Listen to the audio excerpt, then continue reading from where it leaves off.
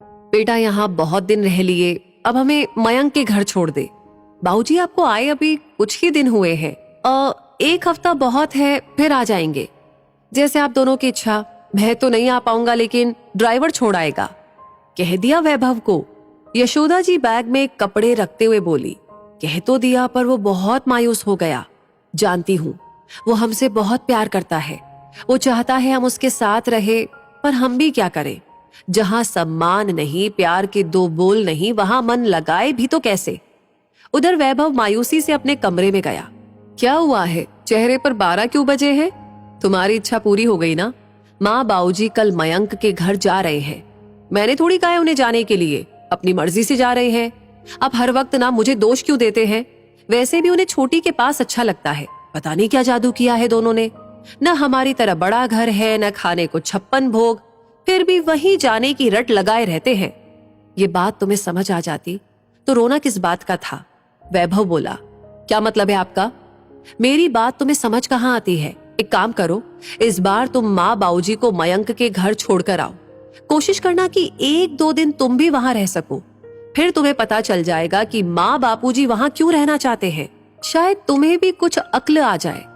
कुछ देर सोच के बीना बोली, ठीक है, मैं भी तो पता करूं कि ऐसा कौन सा खजाना है उस झोपड़ी में जो तुम्हारे मम्मी पापा वहां जाने के लिए उतावले रहते हैं।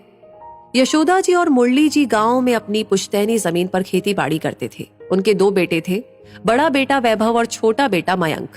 बच्चों को अच्छी शिक्षा देने के लिए दोनों खेत में कड़ी मेहनत करते थे। वैभव और मयंक ने कभी उन्हें निराश नहीं किया था, लेकिन हर इंसान की किस्मत अलग होती है।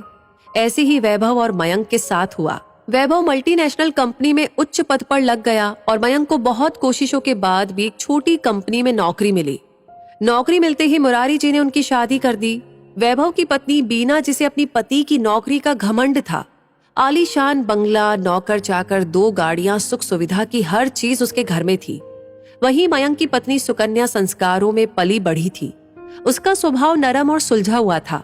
जब यशोदा और मुरारी जी का शरीर उम्र के साथ कमजोर पड़ने लगा तो सुकन्या उन्हें जिद करके अपने साथ शहर ले आई।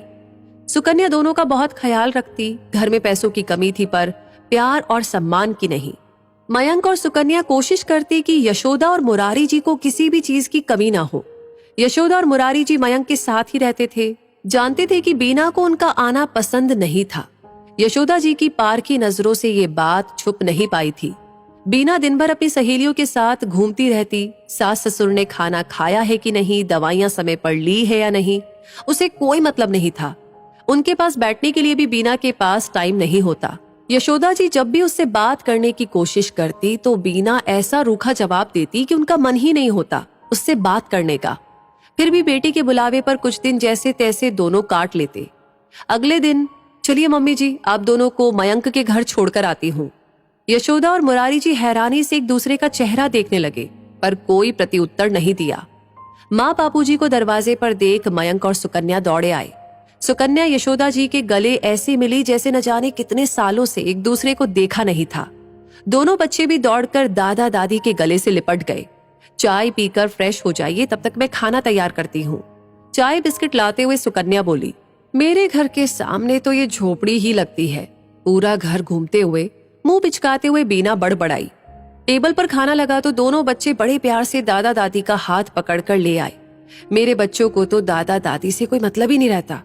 सुकन्या, ये क्या मरीजों वाला खाना बनाया है? दाल का एक चम्मच मुंह में डालते ही बीना बोली, दीदी, माँ बापूजी कम नमक मिर्च का खाना खाते हैं, इसलिए मसाले कम रखे हैं।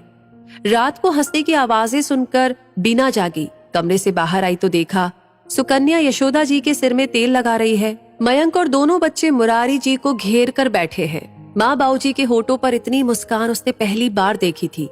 बीना थोड़ी देर वहीं पर खड़े होकर उन्हें देखती रही, फिर कमरे में चली गई।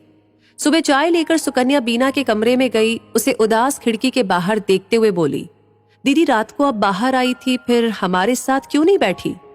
सुकन्या, कल से समझने की कोशिश कर रही हूँ कि माँ बाबूजी हमारे साथ खुश क्यों नहीं रहते। दीदी, इसका सिर्फ एक कारण है, प्यार के 2 बोल। उन्हें सिर्फ प्यार और सम्मान चाहिए। उन्हें इससे कोई फर्क नहीं पड़ता कि आपका घर कितना बड़ा है या आप उनके खाने के लिए कितनी चीजें बनाते हैं। उनको इससे फर्क पड़ता है कि आपका उनके प्रति व्यवहार कैसा है। अगर ये प्यार उन्हें छोटे से घर में और दाल रोटी के साथ मिलता है तो बड़ा घर या पकवानों से सजी टेबल उनके लिए मायने नहीं रखती। दीदी, एक दिन हम सबको भी इस उम्र से गुजरना है। अगर हमारे बच्चे हमें सम्मान नहीं देंगे तो हमें कितनी पीड़ा होगी। एक बार अगर हम ये समझ ले तो बड़ों का अनादर कभी नहीं करेंगे। सच कहा तूने। माँ बाबूजी ने हमें अलग नहीं किया, मैंने ही उनसे दूरियां बना ली थी। लेकिन अब ऐसा नहीं होगा, मुझे भी उनका प्यार चाहिए। बीना ने संकल्प लिया कि वो माँ बाबूजी को प्यार, सम्मान और अपनापन देने की कोशिश करेगी जिसके वो हकदार है। इसी के साथ ये कहानी आपको कैसी लगी कमेंट सेक्शन में अपनी राय और जो भी आप महसूस कर रहे हैं हमें जरूर बताएं। लाइक ऑलरेडी कर दिया है तो शेयर करना बिल्कुल ना भूलें और ऐसी कहानियों के लिए हमारे पेज को फॉलो करें। मिलेंगे जल्दी ही। धन्यवाद।